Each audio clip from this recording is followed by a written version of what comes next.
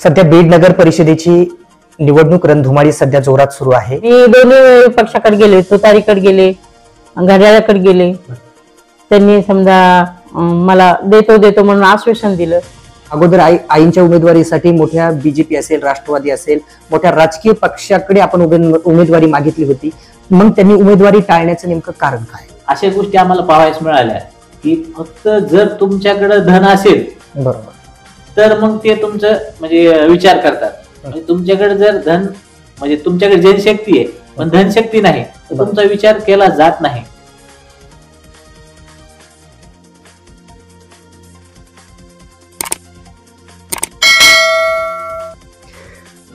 सध्या बीड नगर परिषदेची निवडणूक रणधुमाळी सध्या जोरात सुरू आहे।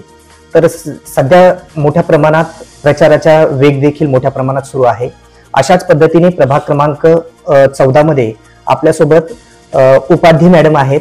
तर त्यांना आम आदमी पार्टीकडून उमेदवारी मिळालेली आहे।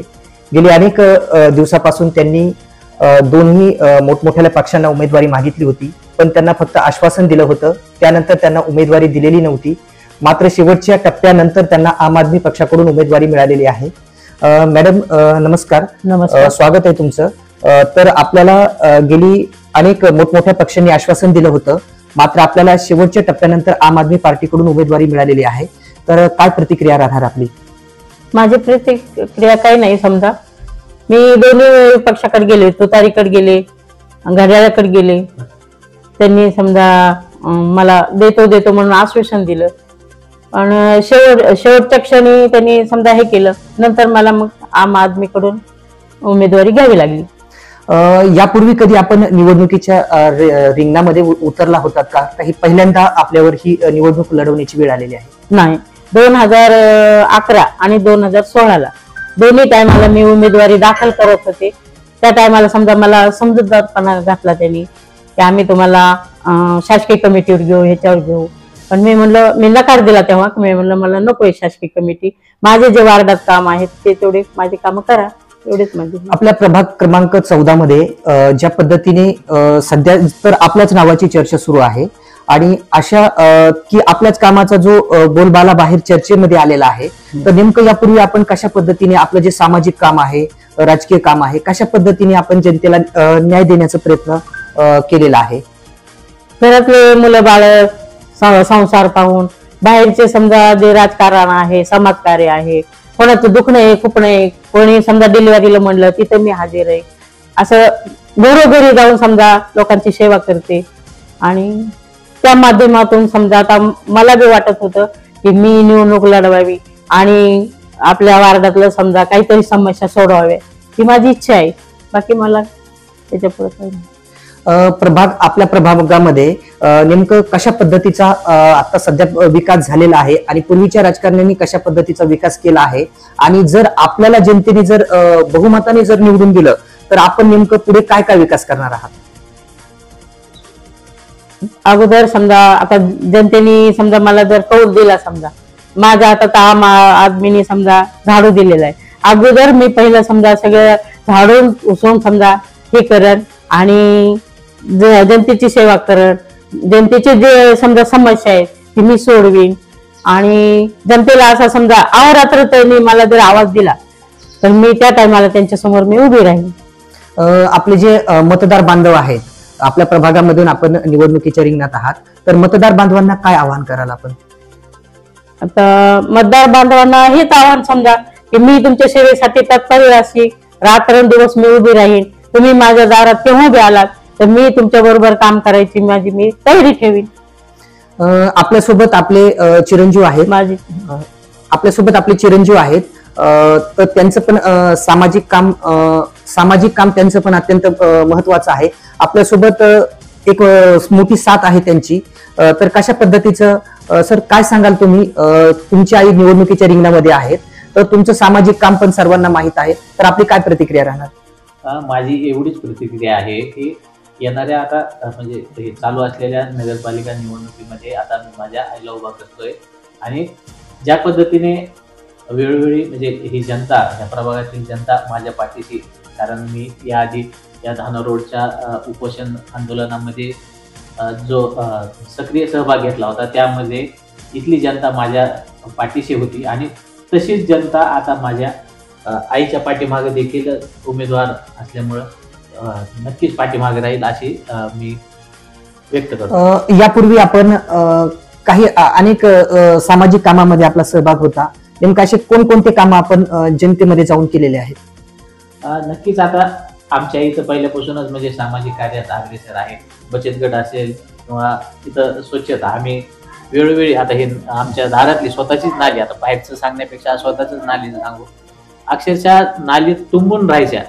तर आम्ही स्वतः काही म्हणजे बाहेरचे काही लोक घेऊन यायचे आणि हे नाल्या साफ करून घ्यायच्या. नगर परिषदेला आम्ही वेळोवेळी कॉल केले, काय केले, पण इथले जे काही पहिले प्रतिनिधी होते ते त्या कर्मचाऱ्याला अडवणूक करायचे. त्या इकडं जायचं नाही, म्हणजे त्या 2-3 ज्या गल्ल्या आहेत तिकडं जायचंच नाही असं त्यांना स्पष्ट सांगायचे.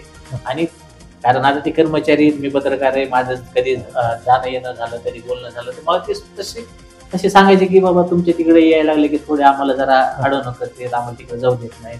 मग हे सांगण्याचा देखील प्रयत्न केला नगरपालिकेला, पण नगरपालिकेत कसं आता सत्ताधारी जे लोक आहेत त्यांच्याकडे थोडं कल आपल्याला पाहायला मिळाला.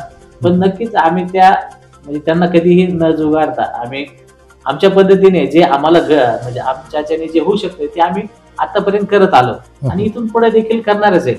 जरी आज आता कसं आहे, निवडणुकीमध्ये हार जीत ही चालतच आहे. आता लोकांना काही वाटतं की छोटा पक्ष आहे तिथं काय नाही. मी आहे, मी जर निवडून आलो तर नक्कीच ह्या इथल्या प्रभागातील जनतेला एक चांगला पर्याय म्हणून माझी आई आहे आणि सगळ्यांनी मला भरभरून साथ द्यावी असंच मी या निमित्ताने तुम्हाला विनंती करतो. आपण यापूर्वी अगोदर आईंच्या उमेदवारीसाठी मोठ्या बीजेपी असेल, राष्ट्रवादी असेल, मोठ्या राजकीय पक्षाकडे आपण उमेदवारी मागितली होती. मग त्यांनी उमेदवारी टाळण्याचं नेमकं कारण काय? आता मी राष्ट्रवादी असेल, भाजप असेल आणि आपले शरदचंद्र पवार गट त्यांच्याकडे पण गेलो होतो. तर तिथं अशा गोष्टी आम्हाला पाहायला मिळाल्या की फक्त जर तुमच्याकडे धन असेल बरोबर तर मग ते तुमचं म्हणजे विचार करतात. म्हणजे तुमच्याकडे जर धन म्हणजे तुमच्याकडे जनशक्ती आहे पण धनशक्ती नाही तर तुमचा विचार केला जात नाही. म्हणजे चळवळीतला एक कार्यकर्ता, माझी चळवळ लोकांनी पाहिलेली आहे आणि लोकांनी अनुभवलेली. मी या निवडणुकीच्या रिंगणात उतरायचं कारणच म्हणजे आता ही जागा सर्वसाधारण महिलेला सुटली म्हणून आई आहे. जर सर्वसाधारण पुरुष किंवा सर्वसाधारण जर असते तर मी या निवडणुकीत मी स्वतःच उभा राहिला असतो. आता हे सगळं असताना माझी चळवळ लोकांनी पाहिली, लोक स्वतःहून म्हणतात की तुम्ही या निवडणुकीत उतराच. जरी आता काही माझे मित्र आहेत, काही म्हणजे इतरत्व फिरतायत, पण ते काय सांगतायत, काळजी करू नका, आम्ही तुमच्या सोबत आहेत. आम्ही जरी म्हणजे तनाने नसलो तर मनाने तुमच्या सोबत आहेत असं आम्हाला स्पष्ट ते सांगतायत. त्यामुळे आम्ही या निवडणुकीमध्ये नक्कीच आम आदमीचा महाराष्ट्रातील एकमेव नगरसेवक निवडून या बीडचा येईल हीच शाश्वती मी या निमित्ताने व्यक्त करतो.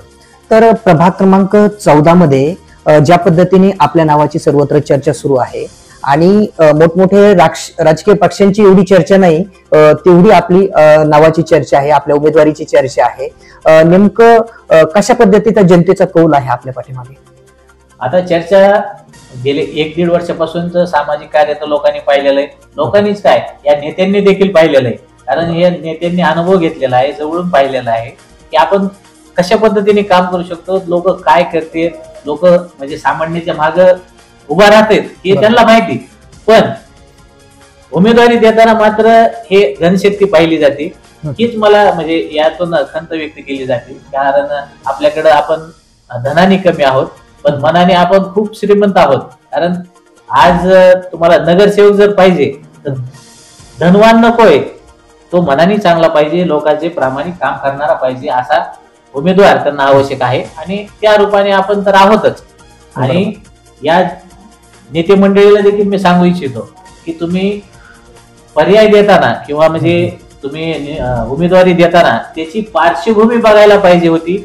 आता तुम्ही काही आता मी बोलू नाही पण आता हे शेवट आता निवडणुकीमध्ये आहे की ज्याची काही पार्श्वभूमी नाही, ज्याचं कधी समाजकार्य नाही अशा व्यक्तींना आता जर उमेदवारी देते, बरोबर, मग ते काही गुटखा माफी आहेत, वाळू माफी आहेत किंवा काही आता जुने काही आहेत ते इतरत्व धंदे त्यांचे हे या माध्यमातून करतायत. म्हणजे आता त्यांना हे राजकारणात कशासाठी यायचंय हे लोकांना देखील दिसतंय. त्याच्यामुळं लोक नक्कीच यांचा डाव हाणून पाडणार आहेत आणि सर्वसामान्य असलेला उमेदवार ही जनता आता निवडून देणार. आता जनतेला आपल्या वार्डातील प्रभागातील जे मतदार बांधव आहेत त्यांना आपण काय आवाहन कराल? माझं एकच आव्हान आहे की आम्ही म्हणजे आमच्याकडे धन नाही पण मनाची शक्ती भरपूर आहे आणि सगळ्यांनी सहकार्य करावा आणि माझ्या आईला भरघोस मताने निवडून द्यावा एवढीच मी या निमित्ताने विनंती करतो. तर हे होते प्रभाग 14 मधील उपाध्ये मॅडम आणि त्यांचे चिरंजीव. तर यांना आम आदमी पार्टीकडून उमेदवारी मिळालेली आहे. तर त्यांनी यापूर्वी भाजप असेल, राष्ट्रवादी असेल, बलाढ्या पक्षाकडे त्यांनी उमेदवारी मागितली होती. त्यांना आश्वासन दिलं होतं. मात्र काही आर्थिक बाबतीमध्ये कारण दाखवत त्यांची उमेदवारी डावलण्यात आलेली आहे. पण अशाच स्थितीमध्ये आम आदमी पार्टीच्या वतीने त्यांना उमेदवारी दिली आहे आणि सध्या त्यांचं नाव म्हणजे या प्रभागामध्ये चांगलेच चर्चेत आहे आणि नक्कीच त्यांना यश मिळणार असे त्यांनी एक आश्वासन जनतेला पण दिलेलं आहे आणि एक त्यांना यश मिळेल असंही त्यांनी मत व्यक्त केलेलं आहे.